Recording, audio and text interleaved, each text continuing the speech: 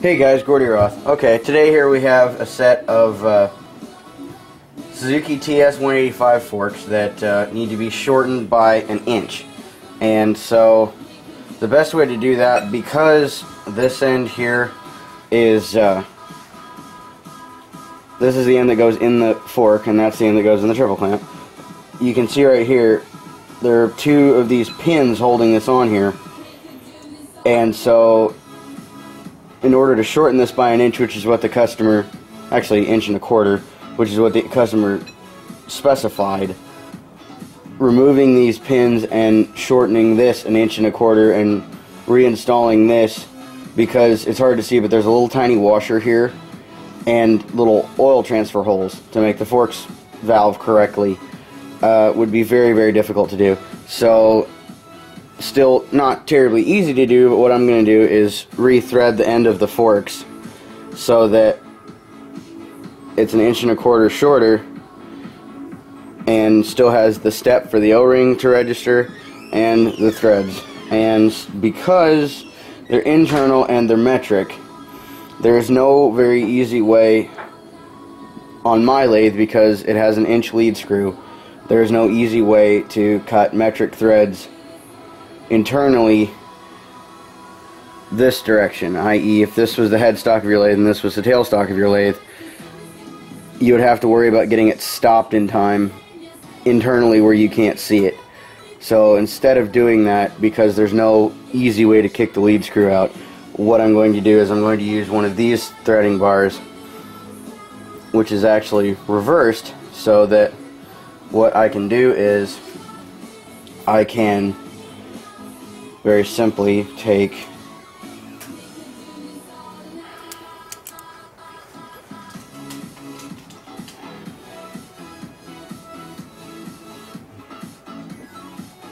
what I'm doing here, and on the inside, here's your O-ring register, here's where the threads begin,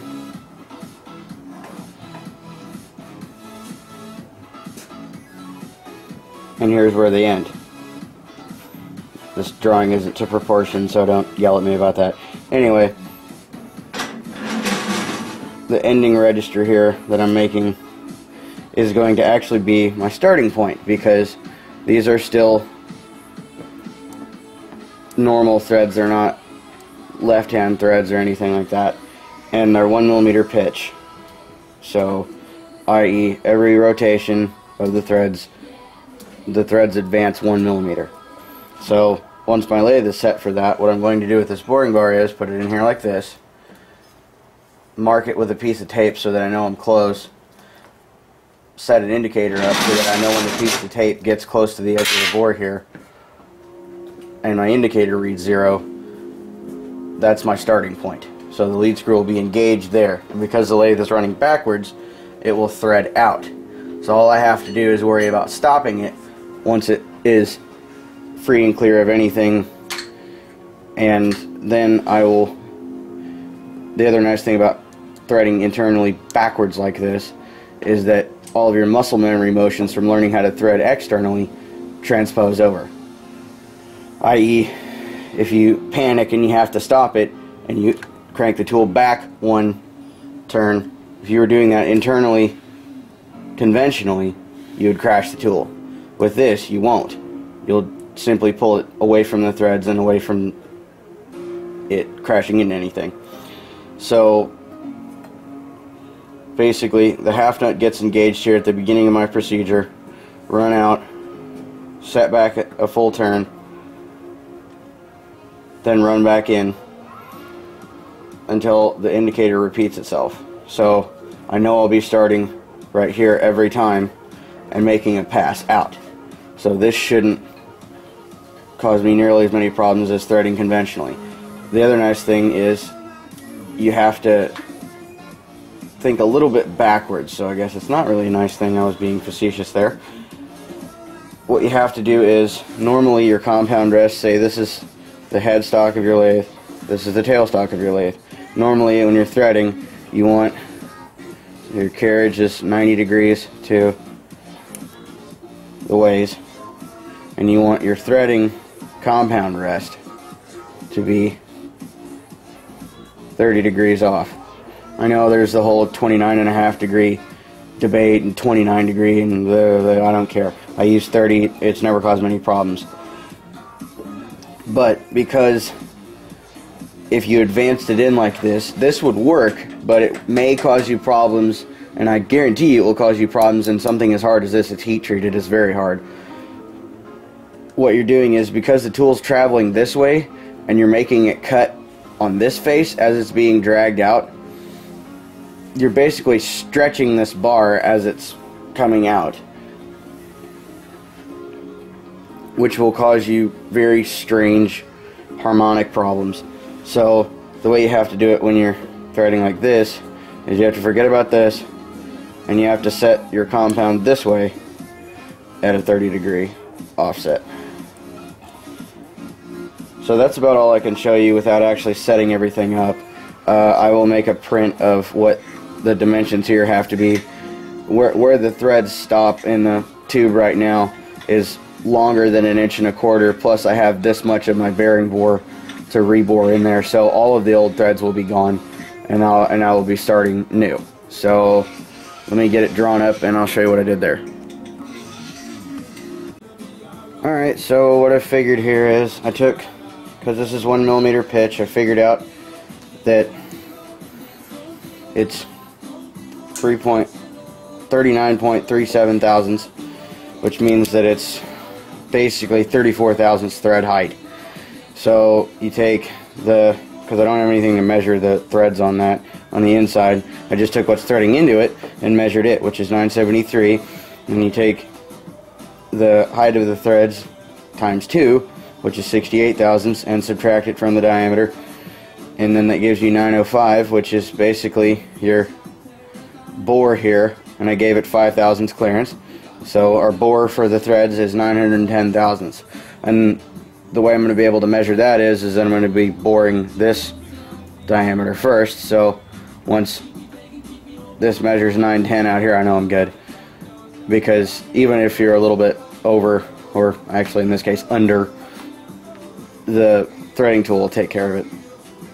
You'll just have pointier threads than you would have had before.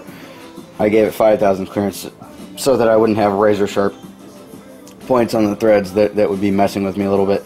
Anyway, there's all the dimensions for that. That doesn't really matter to you guys much because every set of forks is different, but this is how you do it. I mean, I measured where the O-ring goes, and then I measured how far the threads go down, and I gave myself 100 thousandths of a little pocket here that I made 985, which is a little bit over what the outside diameter of this is, so I don't run my threading tool into it, hopefully, when I'm threading it. And that should give me what I'm wanting to know here, and the next part is start cutting on stuff. So here we go.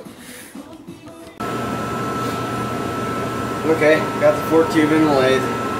I've measured over with my parting tool 1.25 inches, and you're probably saying, why am I sticking this out this much, and why am I cutting this in a 3-jaw, blah, blah, blah. Well, A, this 3-jaw is extremely stout. It will not move. I've parted off lots of things with it and had no problems whatsoever. B, I have this stuck out far enough so that I don't have a ton of length sticking out back here. I've made a compromise between the length on the two. So, you know, yeah, I may run into chatter problems here, but I bet you I won't. So here goes nothing. 400 RPM, and I'm just going to hand feed this in. It's singing a little bit, but we're alright. I'm just really freaking this in by hand.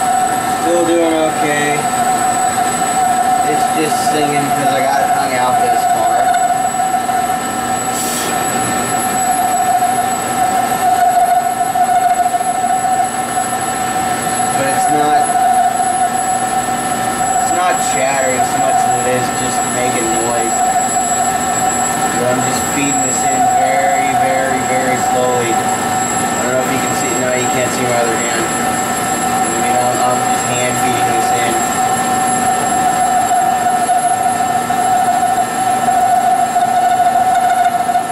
You can hear the pitch starting to drop. It's starting to get to where it'll let go of it here in a minute.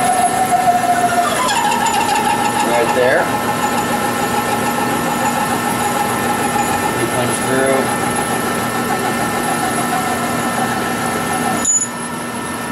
There we go.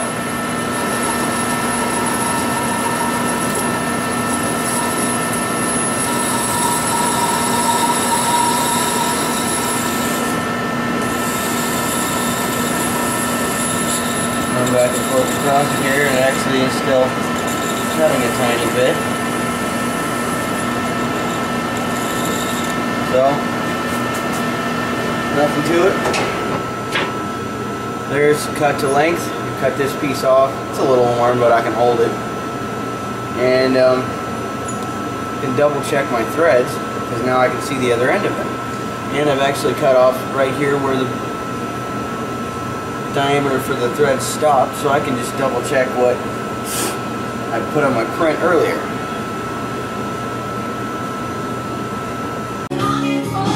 Hey guys, okay, so I've sliced this piece off here, and now that I don't have this O-ring dragging anymore, which I will remove to test the thread fit, but anyway, to see how it fit on the threads that were already machined in there, it's actually made bigger and than I had originally figured, which was 9/10. So I don't know if you can see that, but those threads are very, very wobbly, so loose. And so what I'm going to do, because the bore in here is like already, instead of 9/10, which is where I figured it would be, and the little machined register that's still here from where I bored, from where I sliced this off, it's actually 950, which is huge. And then in here where they've just machined it straight through all the way through the fork leg, it's 943. So I'm not going to machine that out at all. All I'm going to do is make my O-ring register here and then go back a little further and make my relief for my threads and just go, because this is already bigger than I expected. But what I will be able to do is tighten the clearance up on these threads quite a bit, because, you know, this is aluminum and it's 1.0 pitch and it's 25 millimeters. So I mean, you know, yeah, it wouldn't have failed, but because we're here and we're going to do this right, we're going to make this tight enough to where, you know, it doesn't have any perceptible or very little perceptible wiggle in the threads, and it's going to thread in nice and tight, so this won't go anywhere. Not that it would, but, you know, it's just, it's the principle of the matter. If you're going to do it right. Okay, so I don't know what destroyed the chrome plating on here, but it affected the heat treat just a little bit, so focus, stupid camera. Oh gosh. Okay, so it's not as smooth as it could be, but it's very, very smooth. That O-ring will seal on that. So there's the O-ring register. Now I have to go set up everything. I did choke up on this a little bit more because this tube is not absolutely straight, so it doesn't wobble too much with only sticking that much out and the rest of it back in the tailstock. So now to go get my lathe set up for metric threading, and then I will be back and get this threaded, and away we go. Okay, so here's my threading setup.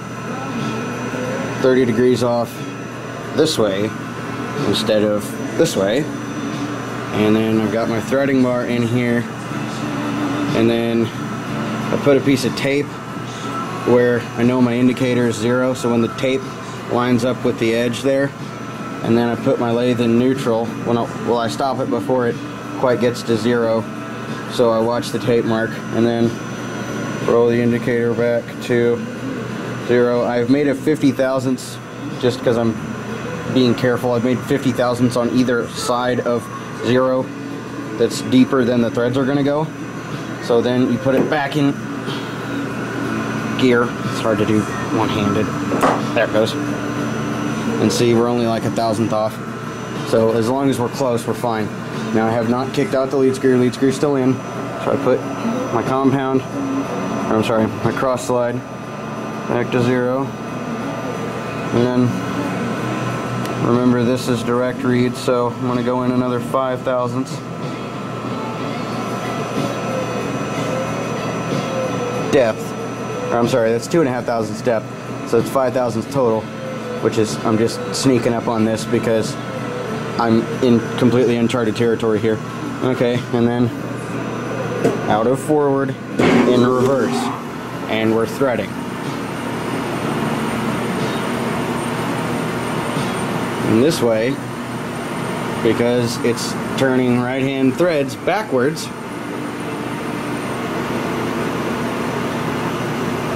we're having a fairly easy time of it. So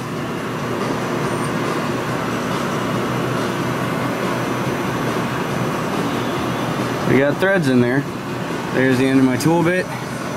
So I stop the machine, turn it in reverse, or I'm sorry, forward, which makes the tool go back. So I back off half a turn, which is plenty for this to find a thread, and then repeat the process. So we're going to keep going until we get to probably 30 thousandths worth of thread depth, and then start trying to test fit it. And hopefully we'll be in the ballpark by then and see what happens. Okay. Okay, so if you've done everything right, should just do that with no slopping.